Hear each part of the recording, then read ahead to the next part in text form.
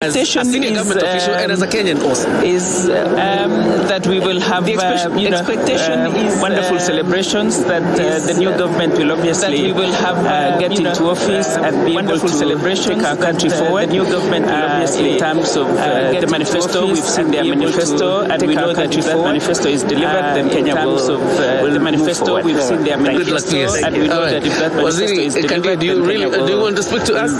Karibu sana. Good luck to you. Reform Minister for East African Cooperation, how are you doing? Do you want to speak to us? In a long time. Yes, I have been serving the country elsewhere. Fine, thank you. Now I'm back. In a long time. Yes, this is really a big day for all of us. How do you feel about today? But now I'm back. I think it's a wonderful day for Kenyans. How do you feel about today? It's been a very I think it's a wonderful day. Difficult journey and for Kenyans, but being at the end of the day, I think difficult journey. All Kenyans won because we saw democracy really at the end of the day. I think also today because we saw inauguration of really at His Excellency William Ruto. So today the Kenyans have chosen inauguration of and it was confirmed by the Supreme Court. So the Kenyans have chosen for Kenyans because and it was confirmed by the Supreme Court. Like I said, it's really a great day for Kenyans because we're looking forward to his tenure. Like I said, and I think he's ready to actually take up the mantle as a president of the country. So thank you.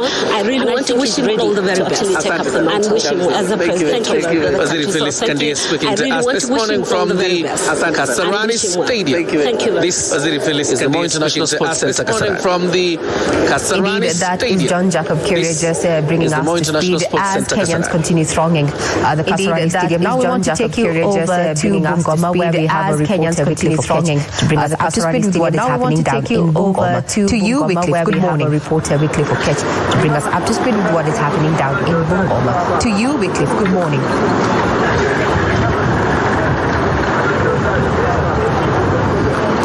Well, a very good morning to you, Regina Wanyara, back in Nairobi. We are, of course, coming to you live from Bungoma County, specifically. This is a shopping center here in Bungoma County.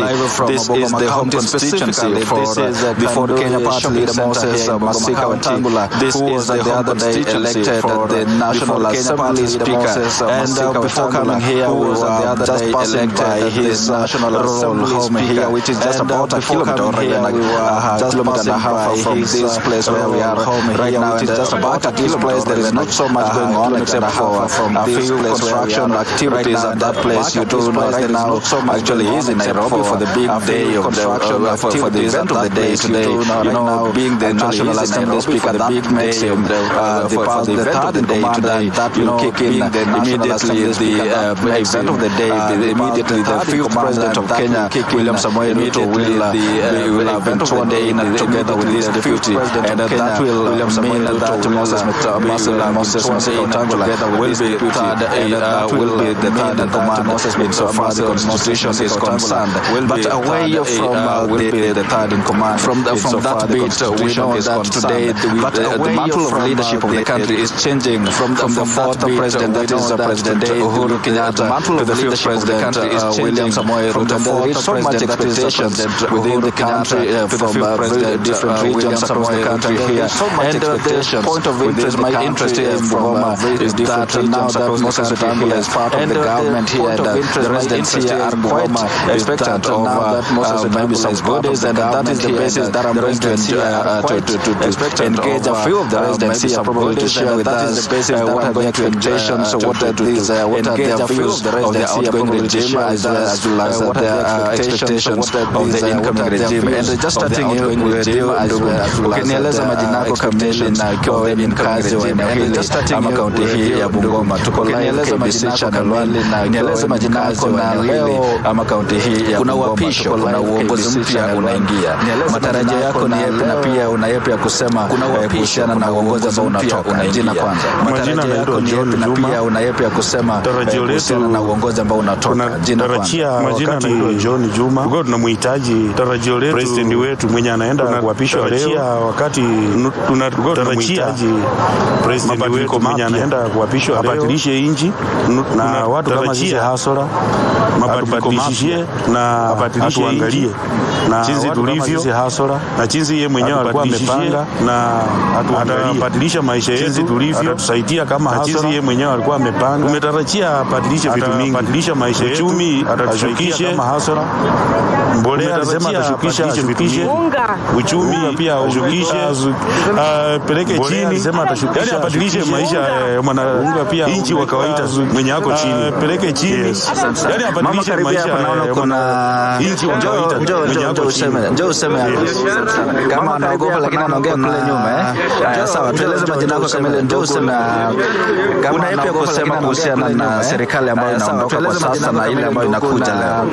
Majina anaitwa kuhusiana serikali ambayo inaondoka kwa sasa na ile ambayo inakuja leo. Mimi natarajia mheshimiwa wetu rais kama Kennedy wa Bukembe William Ruto. Mimi natarajia hadi alizotupea mwanzo rais, especially sisi watu wa Bungoma. William Ruto tunategemea sana hadi alizotupea mwanzo. Sasa akikuja upande wa mbolea, akishusha mbolea atakuwa ametusaidia. Tunategemea sana. Alafu ukikuja kama kuna sasa mingi hapa Bungoma, especially atakuwa ametusaidia. Alafu ukikuja kama kuna factory mingi hapa Bungoma, hizo pia akisishughulikia atakuwa amesaidia wananchi wa kawaida. Alafu ukikuja upande wa elimu, hizo pia elimu imekuja hata inachanganya mpaka kutamka jina. Alafu ukikuja upande wa elimu ama PPC kitu kama hiyo hata inachanganya mpaka kutamka jina.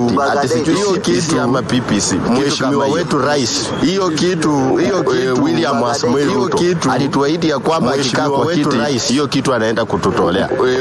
Na mimi niko na mtoto hapa, alituahidi ya kwamba akikaa kwa kiti unalipata vizuri, kitu anaenda kututolea. Huyo mtoto anasema ya kwamba kuna sehemu katika kuku, yani walete kuku mzima atapeleke shuleni kuku mzima. Alafu katika hiyo kuku kuna hali hakipande hako ndani ya atapeleke shuleni kuku mzima. Alafu katika hiyo kuku kuna hiyo hakipande hako Waswahili wanaitwa filikizi. Sasa imagine mtoto anapepa kuku mzima apeleke shuleni itolewe filikizi isomwe. Sasa alafu hii sehemu yote imebaki kufanya na mdada apeleke shuleni itolewe filikizi. Sasa mheshimiwa alafu hii sehemu moja unapata watoto wako kama 120. Sasa kila mtoto anapepa kuku. Hiyo kuku inasemekana watoto kama sehemu wasome. Sasa hii sehemu imebaki yote inazama ndani ya maji. Sasa mheshimiwa Ruto, sasa hii CPC yote alituambia jana mambo na maji. Biblia kipewa Ruto hii CPC ikitoka juu ifike chini mbolea imeshuka. Mambo na mimi pia naomba ya kwamba akipeleka Biblia juu ikishuka chini CPC fanye nini? Imeshuka ishuke chini fanye nini? Akipeleka Biblia juu ikishuka chini CPC fanye nini? Kitu kingine upande wa Bungoma pia aweke mambo na alafu kitu kingine hii mambo na kusema ya kwamba aweke ukulima wa miwa.